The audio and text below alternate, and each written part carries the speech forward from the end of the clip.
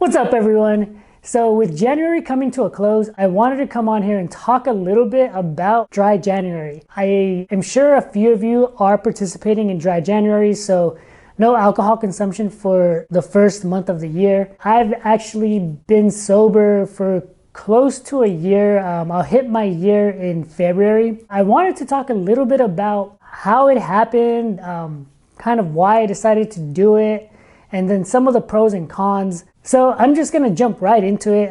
So with how it started, in February of last year, I was talking to my spouse and we decided that we were gonna stop drinking for 2 months. So that would have taken us into April. 2 months came around and I really enjoyed how I had been feeling. So I decided, you know what, I'm gonna extend it to 3 months. And then May came around and I was feeling great. I said, you know what?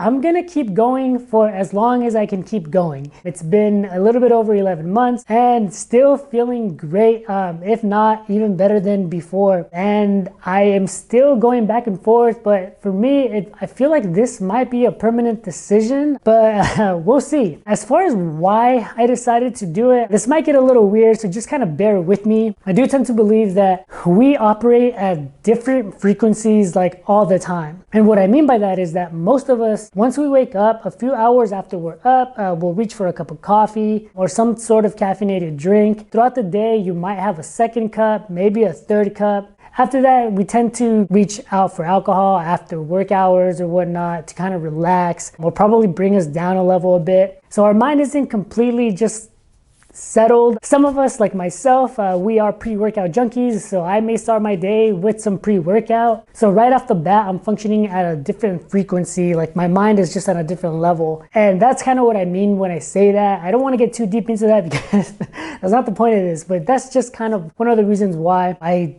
got started. Now let's just jump right into the cons of not drinking alcohol. Being sober and not drinking alcohol, it's just not the norm. I mean, we're constantly bombarded in movies and whatnot when people are meeting up or after work, they're socializing over a drink, or just in general, like if you're going to dinner, the norm is to have a glass of wine or a beer with your meal. Work functions, like after work, you're going to happy hours, you're going to holiday parties, there's alcohol. It's tough. It's tough to not be seen as an outcast, especially if you're someone like myself. Like I'm very much an introvert, so being sober and choosing not to drink alcohol and being at these events, it does bring about a lot of questions, maybe a little bit of unwanted attention. It can be a little bit odd at first, just navigating that. That's probably the hardest struggle in the beginning. After that, really the hardest part is going to be on you. It's going to be on you to make the choice to not drink and not give in to that temptation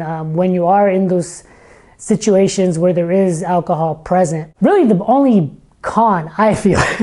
Aside from that, let's jump into the positives. This is a fitness channel, so I would say that the biggest positive is the fact that you're not consuming all those calories from liquid. If you think about it, come the weekend, like whether it's Friday evening, Saturdays and Sundays, during lunch, during dinner, you might be having a drink. So let's average it out to about 4 meals eating out on the weekends, Friday to Sunday. And let's say you're having maybe 2 alcoholic beverages for every meal. If it's like something like a beer, then you're talking about like 100, 120 calories. 8 beverages, 120 calories, and you can easily go over that in a weekend. For me, it's made it so much easier to just kind of grab something else that I want. So it does make it easier when you're trying to navigate food options and choices and trying to navigate just caloric intake altogether. When it comes to food choices, reaching for healthier alternatives versus something like fried or chips or whatnot, it just makes it a little bit easier to be in the right state of mind to choose healthier options. Now, using the same example of the alcoholic beverages and not having as many over the weekend or with the meal, going sober, times are tough. Going sober, it can save you a lot of money. Keeping to that same example that I gave earlier, so we're talking maybe 8 beverages over the weekend. Each beer is costing you $5 roughly, or if it's a mixed drink, let's shoot that up to $10. That's $80 on the weekend.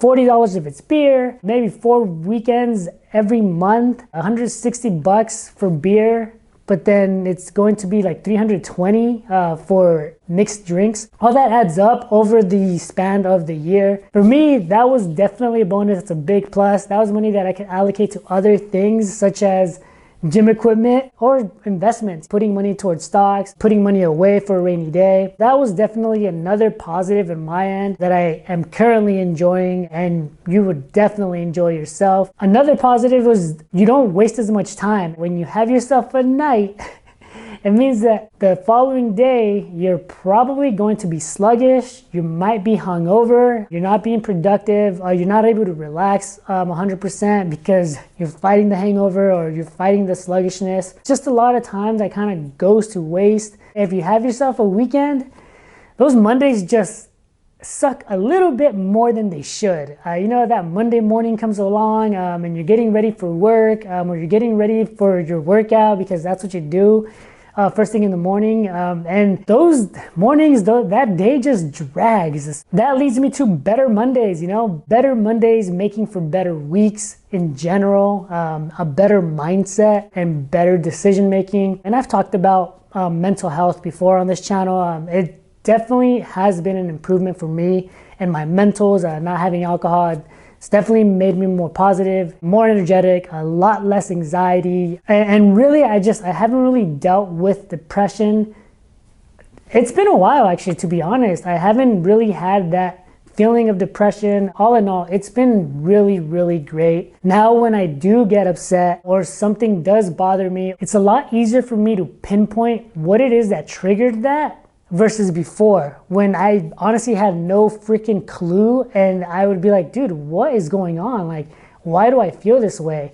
Now it's just a lot easier for me to pinpoint what it is and just kind of have that aha moment and move on. So if it is something that you've considered, or if you are doing dry January, I would recommend you trying to extend it for a little bit longer and seeing how you like that even more, and just paying attention to some of those things that I just talked about. Because January is coming to a close, I figured it would be a topic that might still be on everyone's minds, whether you're about to stop dry January and you're looking forward to your first alcoholic beverage, or whether you're deciding to make this a more permanent thing. Hopefully this was somewhat fitness related for y'all, and not too out of the norm. But yeah, if you have any questions about my experience, or if you have any questions about just going sober altogether and kicking alcohol to the curb, let me know in the comments and I'll get back to you as soon as I can. And as always, thanks again for watching. This is your boy LJ, and I'll catch you next time.